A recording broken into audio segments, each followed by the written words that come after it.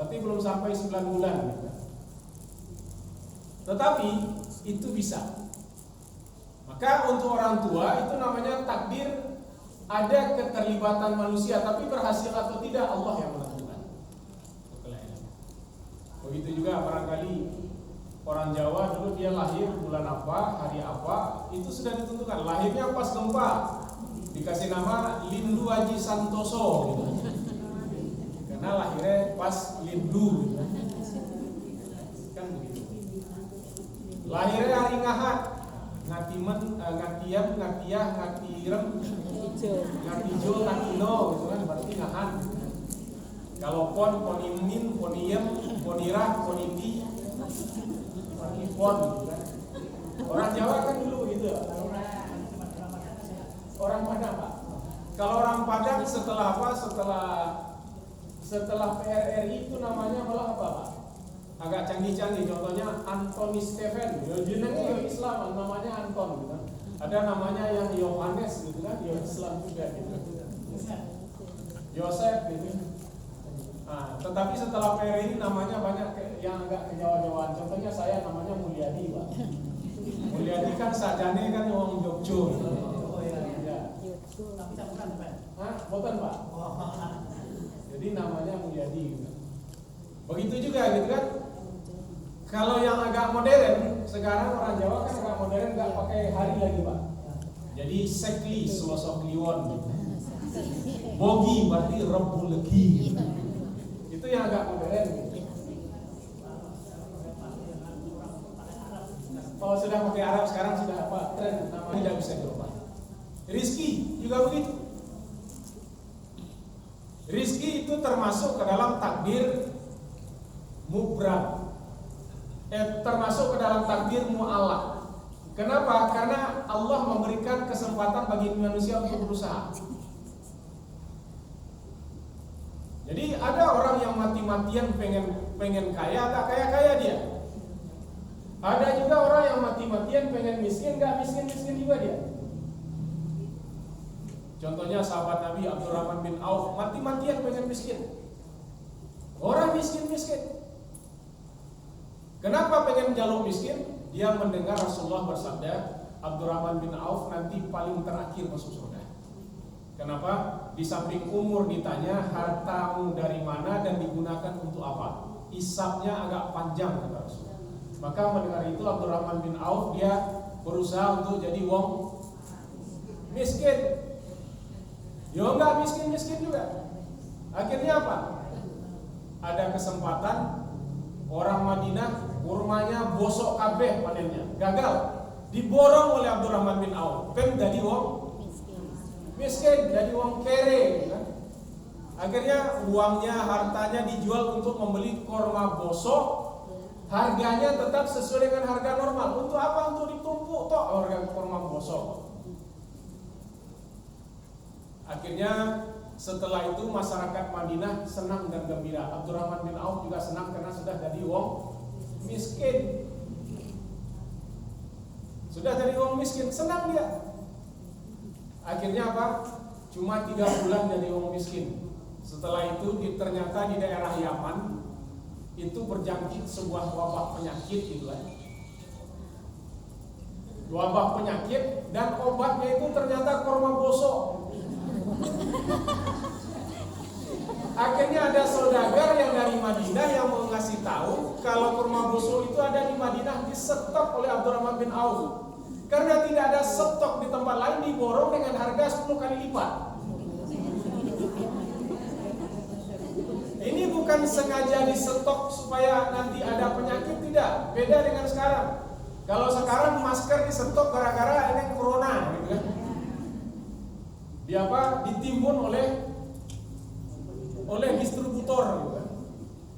Masker yang harganya cuma 20.000 itu sudah dijual 20.000 itu kan kita beli sekarang 400. Kan itu yang terjadi. Kenapa? Di stok itu namanya orang mati-matian untuk jadi kaya. Kalau Abdurrahman bin Auf tidak mati-matian untuk miskin, ternyata orang yang memikirkan kepentingan orang lain dan kebaikan orang lain, Allah tidak akan membiarkan dia jadi orang miskin. Ternyata begitu. Jadi sudah mati-matian takdir di tangan Allah. Jadi rezeki juga begitu. Ini ketetapan Allah, rezeki itu. Kita berusaha mati-matian, tetapi ketetapan di tangan Allah. Tetapi kalau orang itu berusaha mati-matian, tetapi dia tujuannya juga untuk kebaikan orang lain, bukan hanya untuk dirinya, maka Allah tidak akan biarkan orang ini menjadi orang yang melarat dan kekurangan. Nah, sekarang takdir yang ditetapkan oleh Allah yang berikutnya yaitu kematian. Kematian itu takdir Allah. Bahwa setiap yang bernyawa pasti mati, itu takdir mubram, tidak bisa dirubah. Itu sudah pasti itu. Kalau nggak mau mati, nggak hidup. Yang hidup pasti mati, nggak bisa dirubah. Tetapi menjaga kesehatan dengan baik, Allah berikan peluang bagi manusia. Dulu ada orang yang memahami takdir tentang kematian itu terlalu terlalu lurus tabung. Dulu ada fatwa ulama ketika terjadi kemunduran Islam. Itu di Mesir ada ulama yang berfatwa penyakit itu adalah takdir Allah. Melawan penyakit sama dengan melawan takdir, dosa hukumnya. Akhirnya apa? Orang-orang nggak berani berobat. Kenapa? Karena dianggap melawan takdir Allah. Padahal ini takdir, penyakit itu takdir yang Allah berikan ruang bagi manusia untuk ikut terlibat dalam usaha. Meskipun keputusannya di tangan Allah. Kenapa? Karena terkadang terkait dengan kematian itu, kenapa dikatakan misteri? Coba lihat, sahabat Rasulullah itu bercita-cita untuk mati di medan perang. Umar bercita-cita untuk mati di medan perang. Setiap pertempuran diikutinya, enggak juga meninggal. Khalid bin Walid, gitu kan? Bercita-cita untuk meninggal di medan perang, gitu kan? Bahkan perang yang dipimpin oleh Khalid bin Walid itu 40.000 melawan 145.000. Tetapi juga tidak meninggal di medan perang. Kenapa? Karena kematian itu adalah ketetapan Allah. Ada orang yang cita-cita mau niki sedone Mekah. Kan ada orang cita-cita begitu. Orang-orang dulu kalau mau meninggal maunya di Mekah. Akhirnya setiap tahun bola-balik ke Mekah gitu.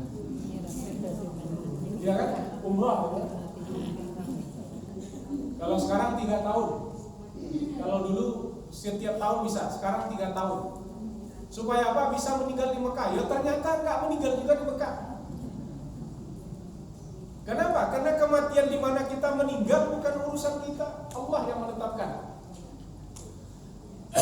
Maka di zaman Nabi Sulaiman ada seseorang laki-laki itu ketakutan.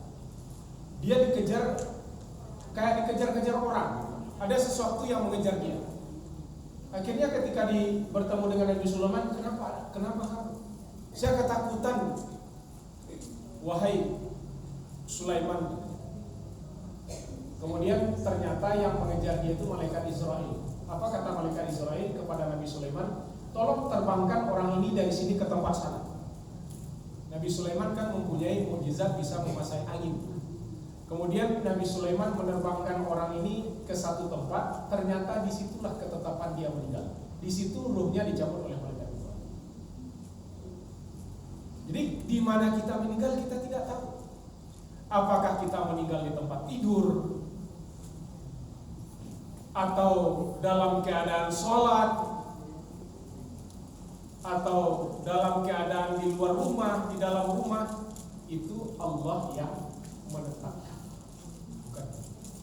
Nah, cuma kematian itu sebetulnya menurut kita kan kematian. Yang dimaksud dengan kematian itu apa? Kematian yaitu adalah kembalinya ruh ke alam nufus. Itu yang dinamakan dengan kematian. Jadi kematian itu ruh kembali ke alam nufus. Maka di dalam Islam orang yang meninggal itu ruh kembali ke alam nufus. Maka di dalam Islam tidak ada ruh gentayangan. Karena ada orang mati dengan gantung diri, ruhnya gentayangan itu. akhirnya menakut-nakuti orang gitu. Nggak berani orang gitu. Tidak ada ruh yang gentayangan. Ruh itu akan kembali ke alam nufus. Jadi tidak ada yang gentayangan. Yang gentayangan itu setan yang membisikkan dia supaya gantung diri. Jin kafir yang membisiki dia supaya gantung diri. Karena jin kafir itu bisa menyesatkan dia, akhirnya dia gantung diri. Kemudian juga menyesatkan orang-orang lain yang ada di situ, iki antu yang gantung diri gitu. Supaya pengikutnya jadi banyak gitu. Jadi tidak ada apa itu ruh penasaran karena orangnya gantung diri. Tidak ada ruh yang penasaran. Nah, di dalam Islam itu karena kematian itu berpisahnya ruh dari tubuh, yang berasal dari tanah akan kembali kepada tanah, yang berasal dari Allah akan kembali kepada Allah. Kematian itu menurut kita yang hidup itu adalah sesuatu yang mengerikan. Tetapi bagi orang yang meninggal, kematian itu sesuatu yang menyenangkan. Kayak orang tidur itu senang nggak, Bu? Kalau kayak tidur yang kepalanya sakit, tidur itu menyenangkan. Orang mati itu seperti tidur. Kenapa mati itu menyenangkan? Karena kalau sudah mati tidak ada lagi kesusahan.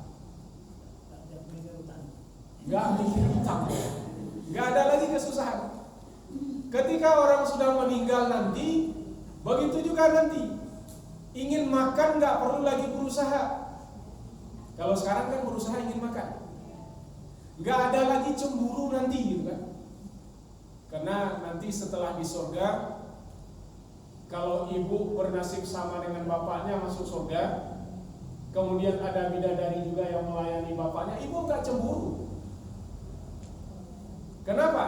Cemburu itu sifat dunia. Di surga tidak lagi ada cemburu nanti. Orang ingin makan tidak perlu lagi berusaha, sudah tersedia. Kalau begitu mati niku senang boten?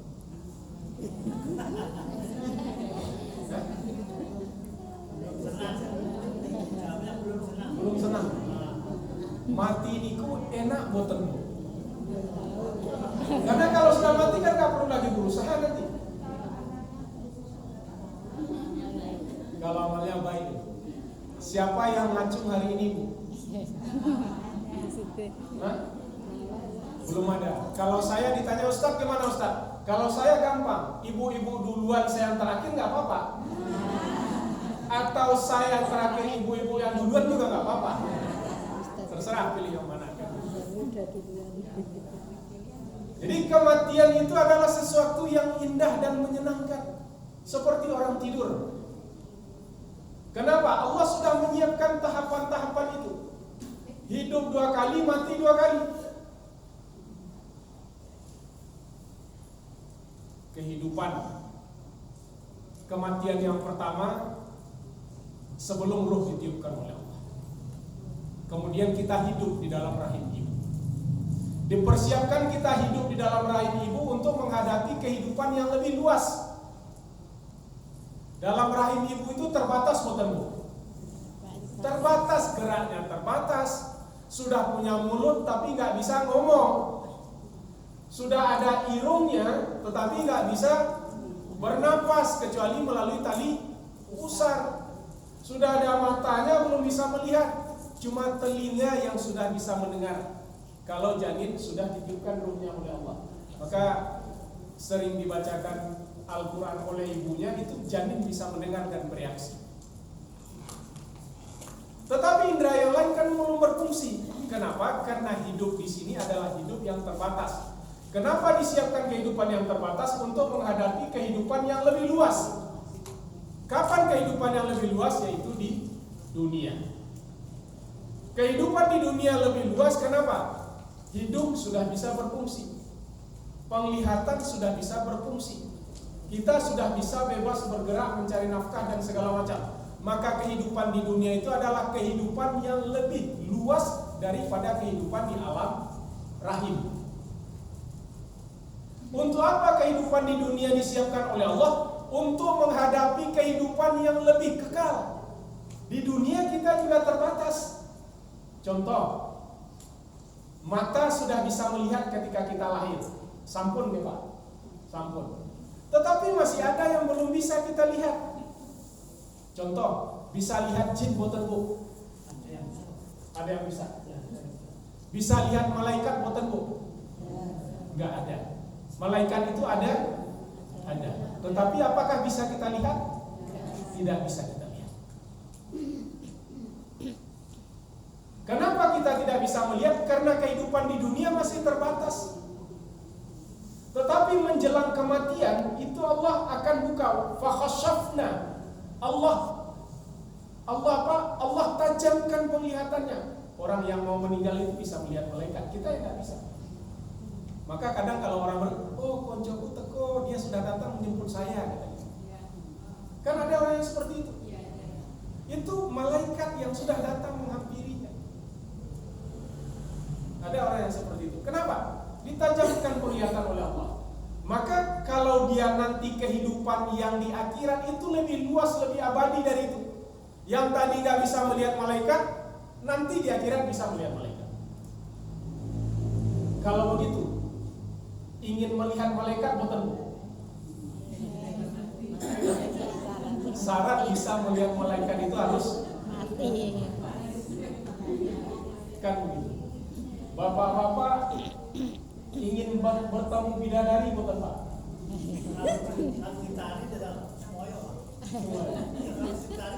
Tapi suatu saat kalau malaikat Israel sudah sampai ya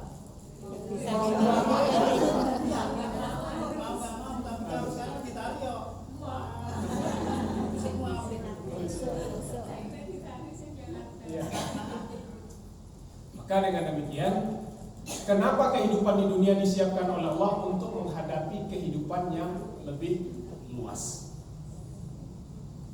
Lebih luas. Kehidupan di dunia itu terkait, kenapa Allah berikan kita kehidupan di dunia? Karena setiap kita sholat, kita membaca Al-Fatihah. Dalam Al-Fatihah kita baca Ar-Rahman, Ar-Rahim. Rahman dan Rahim Allah itu berkaitan dengan kehidupan di dunia. Tetapi di akhirat nanti yang berlaku apa? Malik Yaumiddin, yang menjadi raja di hari kiamat. Ini nggak bisa kompromi nanti. Kalau di dunia masih bisa kompromi, Rahman dan Rahimnya Allah itu masih bisa kompromi. Apa maksud bisa kompromi? Kalau kita bisa berdosa, kita bisa bertaubat. Kalau kita bersalah, kita bisa minta ampun. Kalau ibadah kita kurang baik, kita bisa memperbaiki ibadah. Kenapa? Karena Allah itu Maha Rahman dan Maha Rahim, Maha Pengampun dan lagi Maha Penyayang. Tetapi kalau kita sudah memasuki kematian, yang berlaku apa? Malik Yaumiddin, yang menjadi raja di hari kiamat. Di sini berlaku keadilan yang paling adil. Tidak satu pun kebaikan yang dilakukan oleh hamba yang tidak diperhitungkan oleh Allah, dan tidak satu pun kejahatan dan dosa yang dilakukan yang tidak diperhitungkan oleh Allah. Maka di sana yang berlaku adalah janji Allah, wa'ad dan wa'id Allah, janji dan ancaman Allah, karena Allah di sana menjadi raja. Nah, maka untuk itu, karena kematian itu adalah untuk menghadapi kehidupan yang lebih luas, maka di dunia itu, untuk apa Allah berikan dunia? Sebagai jalan untuk menuju akhirat. Maka di dalam surat Az-Zumar ayat 41 Allah mengatakan, Allahu ya'udzubillahi minasyaitonirrajim, Allahu yatawaffal insanu hina mawatiha allati lam tamut fi manamiha wa yumsiku allati qada 'alaiha al-mauta wa yursilul ukhra ila ajalin musamma. Allah mewafatkan manusia di saat kematiannya, yang belum mati diwafatkan oleh Allah di saat tidurnya, ada yang ditahan oleh Allah sampai batas waktu tertentu, ada yang dikembalikan dan ada yang tidak dikembalikan. Kapan Allah mewafatkan manusia? Di saat kematiannya. Kalau kematian itu datang, tidak bisa dimundurkan sesaat dan juga tidak bisa dimajukan.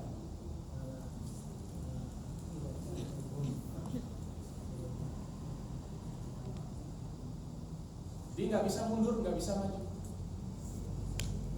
Yang kedua, kapan manusia diwafatkan oleh Allah? Di saat tidurnya. Di tidur niku latihan sedo niku. Latihan sedo. Latihan mati. Maka sebelum tidur, kenapa oleh Rasulullah kita disuruh untuk berwudu?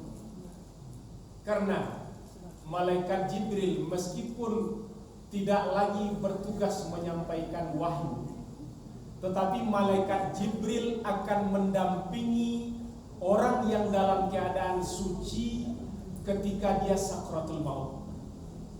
Orang yang dalam keadaan berwudu, dalam keadaan sakratul maut itu didampingi oleh malaikat Jibril. Maka kenapa Nabi menganjurkan itu? Bahkan bukan itu saja, kata Nabi. Ketika seseorang suami istri berhubungan di malam hari, kemudian dia mau tidur, belum sempat mandi, maka Nabi tetap menganjurkan untuk berwudu. Kenapa? Karena kalau kita tahu-tahu nanti karena tidur itu kita diangkat ruh oleh Allah, tahu-tahu kita meninggal di saat itu, kita dalam keadaan tidak bersih, maka malaikat Jibril tidak menghampiri orang yang tidak dalam keadaan suci. Maka dengan demikian Nabi selalu menganjurkan kita kalau mau tidur itu berwudu. Tidur itu berwudu.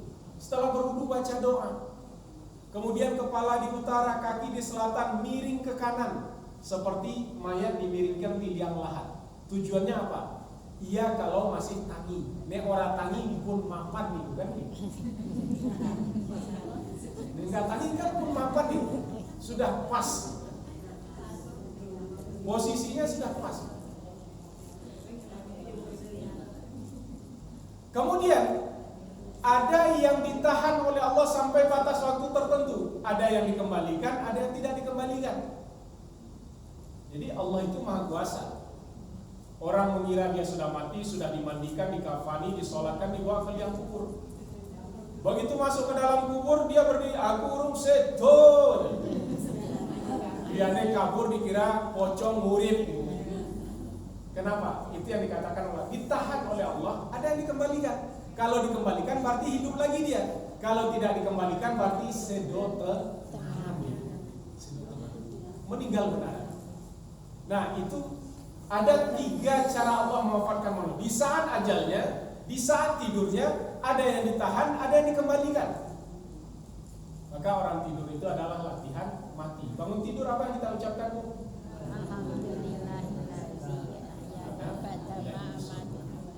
Segala puji bagi Allah yang telah menghidupkan saya setelah matinya saya. Karena tadi kita mati kita tadi. Maka kalau mau tidur itu selalu diusahakan bisa sebisa mungkin di tempat tidur. Kadang kan sambil maklar ngelekar nonton TV, langsung subuh baru tangi. Padahal kita dalam posisi tidak berwudu. Iya kalau Allah membangunkan kita lagi. Kalau tidak, berarti kalau kita meninggal di saat itu malaikat Jibril tidak mendampingi kita. Kan kadang orang yang meninggal tidak didampingi oleh keluarga. Tetapi ketika dia dalam keadaan suci, itu malaikat tetap mendampingi. Maka kenapa dulu ulama-ulama dulu sering gantung wudu? Kan gantung wudu. Wudu batal, wudu lagi gitu kan. Selalu menjaga wudu.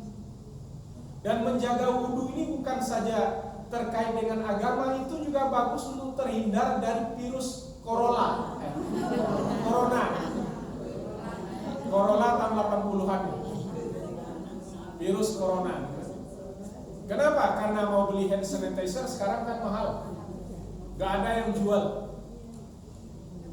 Kemudian mau beli masker juga susah. Maka setiap batal wudu kemudian wudu. Nah virus corona ternyata bukan melalui udara gitu. Bersentuh dan segala macam, dipegang tempat segala macam. Nah, dengan kita berwudu gitu kan, virus-virusnya akan hilang. Di samping itu juga kalau kita meninggal, malaikat mendampingi. Ini terkait dengan kematian. Kemudian kematian itu di dalam Islam ada yang indah, ada yang susah. Bagaimana mati yang indah? Bagaimana mati yang susah? Mati yang susah itu di dalam Al-Quran Allah mengatakan, sekiranya kamu dapat melihat orang-orang zalim dalam himpitan sakaratul maut, Allah menghantamkan pukulan pada wajah mereka, pada punggung mereka sambil berkata, keluarlah dirimu, karena kamu mengatakan hal-hal yang tidak benar tentang Tuhanmu. Jadi direnggut oleh malaikat Israel, dihantamkan pukulan. Itu di dalam surat Al-Anfal ayat 52. Kemudian surat Al-An'am ayat 93 juga dikatakan oleh Allah, sekiranya kamu dapat mendengar orang-orang zalim dalam himpitan sakaratul maut, malaikat menghantamkan pukulan pada wajah mereka, pada punggung mereka sambil berkata, keluarlah dirimu karena kamu mengatakan hal-hal yang tidak benar tentang Tuhanmu dan menyombongkan diri di hadapan ayat-ayatnya. Direnggut. Bagaimana sakitnya sakaratul maut? Kata hadis yang diriwayatkan oleh Abu Hurairah, itu 300 kali lebih sakit daripada dipenggal pakai pedang. Kalau riwayat Nabi Idris itu nabi yang keberapa, Bu? Yang kedua. Nabi yang kedua. Karena amalannya bagus, dikunjungi oleh malaikat Israel, dikira Nabi Idris untuk mencabut ruhnya. Kata malaikat Israel, tidak. Kalau begitu saya yang punya permintaan, kata Nabi Idris. Minta izin ke Allah, kemudian cabut ruh saya supaya saya dapat merasakan sakitnya sakaratul maut sehingga bertambah iman saya. Setelah mendapat izin dari Allah, dicabut ruh Nabi Idris oleh malaikat Israel. Setelah dicabut, dikembalikan lagi. Setelah dikembalikan, ditanya oleh malaikat Israel kepada Nabi Idris, wahai sahabatku, bagaimana rasa sakit sakaratul maut? Jawaban Nabi Idris apa? 1000 kali lebih sakit daripada dikuliti hidup-hidup. Bayangkan, Bu, kambing belum disembelih, dikelet urit-urit. Seperti apa kambing itu teriak-teriak? 1000 kali lebih sakit dari itu. Apa kata Nabi Idris? Untukmu sudah aku gunakan cara yang paling lemah lembut. Itu cara yang paling lemah lembut itu. 1000 kali lebih sakit daripada dikuliti hidup-hidup. Itu sakitnya sakaratul maut.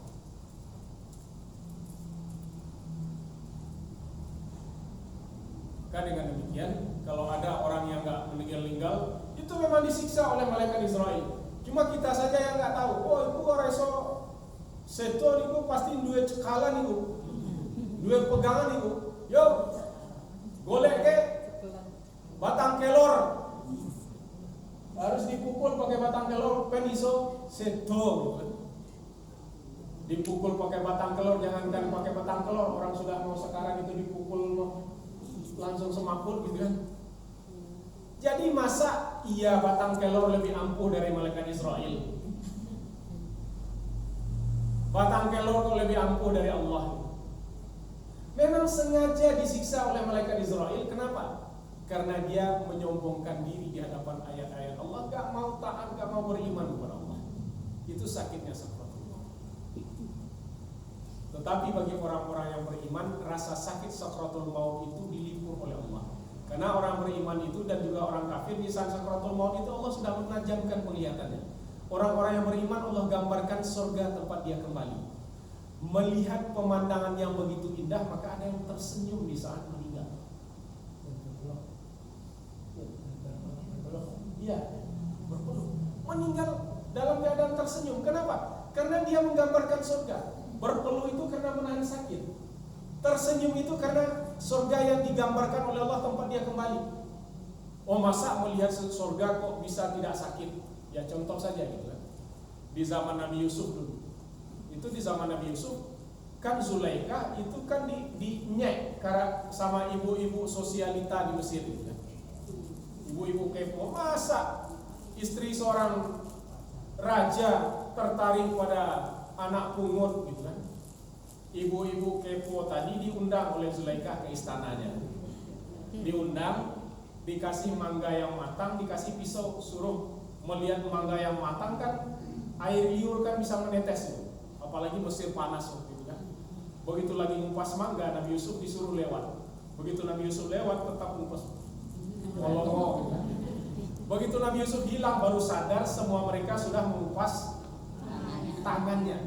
Kenapa tidak terasa sakit? Karena menyaksikan sesuatu yang sangat luar biasa, menakjubkan. Melihat Nabi Yusuf saja, tangan teriris-iris itu nggak terasa sakit.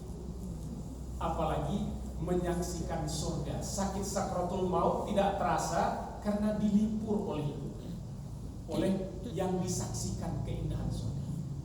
Sementara orang-orang kafir di saat sakratul maut Allah gambarkan neraka tempat dia kembali. Bayangkan, itu namanya sakit di atas sakit. Itu sakitnya sakratul maut. Sementara malaikat maut itu nggak pernah ansenan nih. Pernah janjian ketemu. Dia pun siap dereng gitu kan. Tak petuk dia. Nggak ada gitu kan. Nggak ada janjian.